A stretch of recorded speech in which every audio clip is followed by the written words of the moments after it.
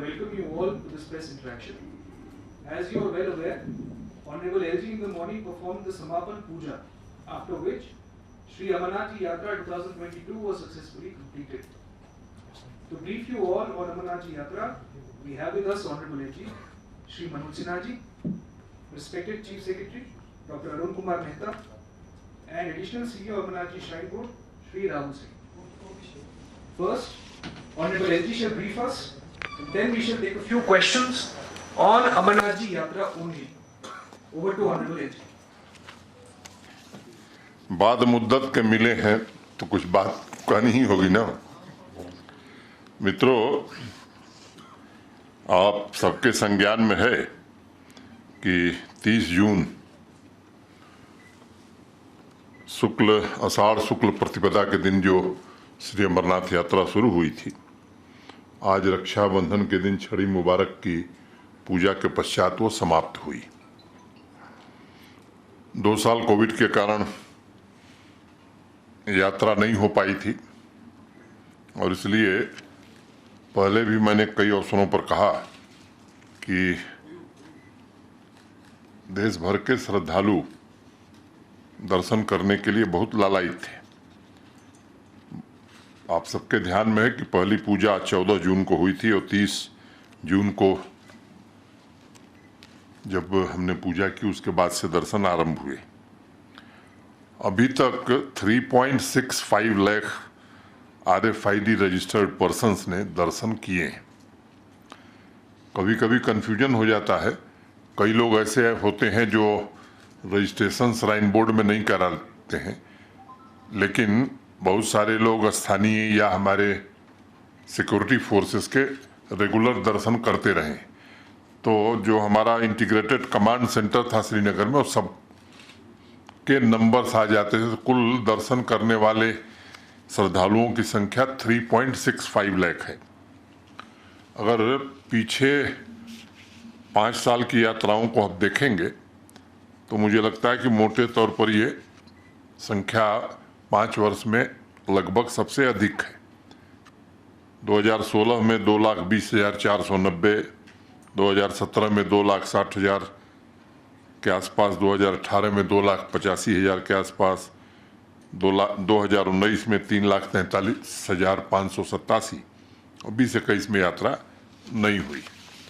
कुछ महत्वपूर्ण बातें इस यात्रा को लेकर के हैं जिसको ध्यान में रखना आवश्यक है।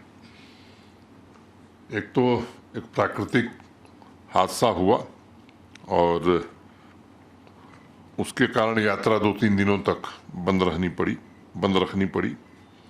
लेकिन मैं बधाई दूंगा यात्रा से जुड़े और उसके प्रबंध से जुड़े सभी अपने सहयोगियों का, खासतौर से आर्मी, सिक्योरिटी फोर्सेस, एडमिनिस्ट्रेशन, हमारा श्राइन बोर्ड,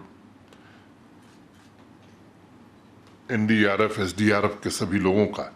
जिस मेहनत से लोगों ने काम किया, हम लोग तीसरे दिन ही यात्रा फिर से बहाल करने में सफल हो गए। आपको ये भी मालूम है कि 44 दिन की यात्रा में 20 दिन वेदर इस बार बहुत खराब रहा है। कई दिन हेलीकॉप्टर नहीं उड़ पा रहे थे, बार बार सावधानी बरतनी पड़ रही थी, कॉशंस जारी करने पड़ते थे और पहले 20 दिन में ही मोटे तौर पर 72-73% यात्रा हो गई थी। 11 अप्रैल को रजिस्ट्रेशन शुरू हुआ था ऑनलाइन और ऑफलाइन। 566 566 ब्रांच जो है SBI की, PNB की और JNK बैंक की, यस बैंक की देश भर में जो हैं, उन्होंने रजिस्ट्रेशन किया था। इस बार पहले की यात्राओं की अपेक्षा कुछ चीज़ें अलग हुई हैं। जैसे एक चंद्रकोट में यात्री निवास बना था जिसमें 3600 लोग रुक सकते थे और ये महसूस किया गया पूरी यात्रा के दौरान कि उस यात्री निवास के बनने से बहुत सारे लोगों को बड़ी अच्छी सुविधा मिली है। अगर आप देखें तो हमारी जो कैपेसिटी रही है, 70,000 लोगों की क्षमता थी, अब इस साल बढ़ा के उसको 1,25,000 तक हम लोगों ने किया था। टॉयलेट्स, सैनिटेशन के अरेंजमेंट्स जो थे गत वर्षों की तुलना में 240% की बढ़ोतरी की थी। बेड और हॉस्पिटल्स को अगर देखेंगे तो 190% लगभग दुगना कर दिया था। और DRDO के 2 अस्पताल, एक बालटाल कैंप में और दूसरा चंदनबाड़ी में, इससे कई लोगों की जिंदगी हम बचा सके। और केवल यात्रियों की नहीं बल्कि मैं कहूँ कि कई आने जाने वाले लोग भी, स्थानीय लोगों को भी उसका बड़ा लाभ मिला है। ऑक्सीजन बूथ्स में भी 85% की वृद्धि हमने की थी। हेलीकॉप्टर सेवा भी इस बार श्रीनगर से भी शुरू हुई थी। तो मोटे तौर पर ये पहली बार free of cost battery service भी प्रारंभ की गई थी यात्रियों के लिए। RFID के कारण ट्रैकिंग में बड़ी सुविधा हुई। मैं खुद एक दिन बालटाल कैंप की तरफ था तो एक परिवार की एक बच्ची अपने परिजनों से बिछड़ गई थी। बहुत ही अल्प समय में RFID के कारण उस बच्ची को उसके परिवार से मिलाया जा सका। 34 PTZ कैमरा यात्रा ट्रैक पर लगाए गए थे, जिससे सर्विलांस में हमें बहुत ही मदद मिली। इस बार पोनी, पिट्ठू, पालकी के लिए प्रीपेड सिस्टम पहले से ही लागू किया गया था, जिसके कारण यात्रियों को सुविधा भी हुई और जो शिकायत आती थी ओवरचार्जिंग की, उससे काफ़ी हद तक हम बच सके। कैंप ऑफिसर्स का जो डिप्लॉयमेंट था यात्रा को इफेक्टिवली मैनेज करने के लिए, वो लगभग 3 गुना बढ़ा दिया गया था। डेली बेसिस पर CO Shri Amarnath shrine board, divisional commissioners, हमारे पुलिस के दोनों ADG, DC, SSP, camp officer और डिफरेंट स्टेक होल्डर्स ये रेगुलर बात करते थे प्रतिदिन। और ज़रूरत पड़ने पर चीफ सेक्रेटरी साहब भी हर 2 दिन पर, ज़रूरत पड़ने पर मैंने भी कई बार इंटरेक्शन किया। तो इस तरह से मैं कह सकता हूं कि सबने काफ़ी इसमें रुचि लेकर के काम किया। एक रैपिड असेसमेंट सिस्टम भी हम लोगों ने लगाया था कि यात्रियों से फीडबैक लिया जा सके। मोटे तौर पर मैं आपको ये बात कहना चाहता हूं कि 92-93% लोगों ने यात्रा के इंतजामात को लेकर के काफ़ी प्रशंसा की है। अब जैसे जो सवाल पूछे गए, मैं उसमें एक आध का जिक्र आपसे करूंगा। इज द ट्रैक यात्रा लिटर फ्री? बालटाल एक्सिस पर 95.12% लोगों ने कहा यस।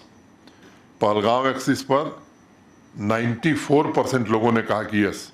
तो एवरेज अगर देखेंगे आप तो 94.56। इज द ट्रैक यात्रा open defecation free? Baltal axis पर जो हमारे पास फिगर आया है 96.27। पहलगांव एक्सिस पर 96। Are the toilet clean? Baltal axis पर 91, पहलगांव एक्सिस पर 93। Is darshan hassle free? Baltal axis पर 98.55, पहलगांव एक्सिस पर 95। Are the medical facility efficient and sufficient? Baltal 99.25, Pahalgam 98। Are pitthu, pony, palki wala helpful? Baltal axis पर 89.60, पहलगांव एक्सिस पर 98। इस तरह से मैंने 18 ऐसे बिंदु हम लोगों ने चिन्हित किए थे। मुझे लगता है कि एक केवल ट्रैफिक जाम को लेकर के थोड़ी सी लोगों की तकलीफ या शिकायत थी, बाकी सभी जो पैरामीटर्स हैं मैं समझता हूं कि सभी बहुत ही उत्कृष्ट प्रदर्शन। और ये उत्कृष्ट प्रदर्शन इसलिए हो सका कि सबने इस यात्रा को अपनी यात्रा समझा। और मैं आभार व्यक्त करना चाहूँगा श्राइन बोर्ड का भी, जम्मू कश्मीर प्रशासन के अधिकारियों का, जम्मू कश्मीर पुलिस का, आर्मी, सिक्योरिटी फोर्सेस, सबका, और सबसे ज़्यादा यहाँ के स्थानीय निवासियों का। और वो तो मैंने देखा है अपनी आंखों से, 8 को जब प्राकृतिक हादसा हुआ, जिस तरह से स्थानीय लोगों ने बढ़ चढ़ करके लोगों की मदद की, इमदाद पहुंचाई, वो काबिले तारीफ है। और स्थानीय लोगों ने पूरे यात्रा के दौरान जिस तरह से स्वागत किया यात्रियों का, वो भी काबिले तारीफ है। आरओ वाटर प्यूरिफायर 200% इंक्रीज हुई थी। अंडरग्राउंड केबलिंग हम लोगों ने 24/7 पावर की उपलब्धता के लिए हो गई थी। आप सब जानते हैं, यहाँ स्मार्ट सिटी के अंतर्गत integrated command and control centre Srinagar में स्थापित हुआ है। IIT जम्मू के कुछ बच्चे आए थे और वो खुद वॉलंटियरली यहाँ यात्रियों की सेवा में लगे थे। 2 सीनियर IAS ऑफिसरों को प्रशासन ने दोनों एक्सिस पर इंचार्ज के तौर पर लगाया था।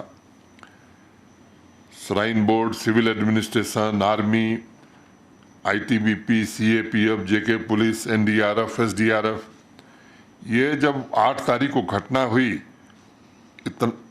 जब फ्लैश फ्लड डिजास्टर आया, इतना क्विक रिस्पांस था कि मुझे लगता है कि उसके कारण बहुत सारे लोगों को इवैक्यूएट करने और बहुत सारी जिंदगी बचाने में हम लोगों को काफ़ी सहायता मिली। फुल प्रूफ सिक्योरिटी सिस्टम के लिए भी मैं अपने सारे सिक्योरिटी फोर्सेस को हृदय से धन्यवाद कर देना चाहता हूं। भारत सरकार का भी जिस प्रकार से हमको सहयोग मिला है, निश्चित रूप से मैं श्राइन बोर्ड के अध्यक्ष के नाते भारत सरकार के प्रति भी हृदय से कृतज्ञता ज्ञापित करता हूं। और मीडिया के साथियों का भी जिस तरह का सहयोग रहा है पूरी यात्रा के दौरान, उसकी भी मैं प्रशंसा करता हूं। मोटे तौर पर मैं इस बार के अनुभवों ने कई चीज़ें हमें बताई और मुझे ऐसा लगता है कि आने वाले दिनों में, आज सुबह हम और मुख्य सचिव और श्राइन बोर्ड के कुछ लोग चर्चा कर रहे थे, मुझे लगता है कि और भी बेहतर ढंग से आने वाले दिनों में यात्रा की जा सकती है। आज वो समय नहीं कि उस पर मैं चर्चा करूं, भविष्य में कभी जरूर करूंगा।